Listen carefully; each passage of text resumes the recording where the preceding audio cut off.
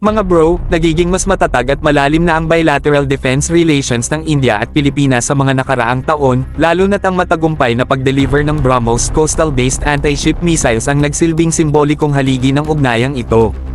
Sa bawat hakbang, mas tumitibay ang samahan, at tila ba may bagong kabanata na naman sa kwento ng ating pambansang seguridad.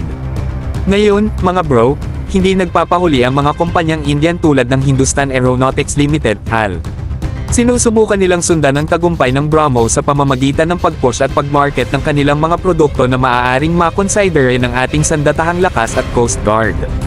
Mukhang all-in na sila sa kanilang pag-aalok, simula sa Dhruv Mark III helicopter at Dornier Do-228 aircraft, at ngayon, pati ang LCH Prakhan attack helicopter, nariyan na rin. Hindi naman kaila sa atin na ang Pilipinas ay nasa gitna ng isang matinding hakbang para paigtingin ang kakayahan nitong depensahan ang ating teritoryo, lalo na't harapan tayo sa mga hamon sa West Philippine Sea. Kaya't ang mga bagong alok mula sa India ay isang malaking bagay para sa ating seguridad at kapayapaan. Ito ay isang pagkakataon na dapat bigyan ng pansin ng ating mga leader at mga eksperto.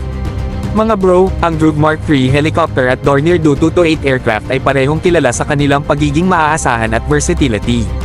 Samantalang ang LCH Prakhan, isang attack helicopter na kayang mag-operate sa mataas na altitude, ay talagang bagay para sa mga mission sa matataas na lugar tulad ng ating mga kabundukan. Sa lahat ng ito, makikita natin kung gaano kalalim ang ugnayan ng India at Pilipinas pagdating sa defense cooperation.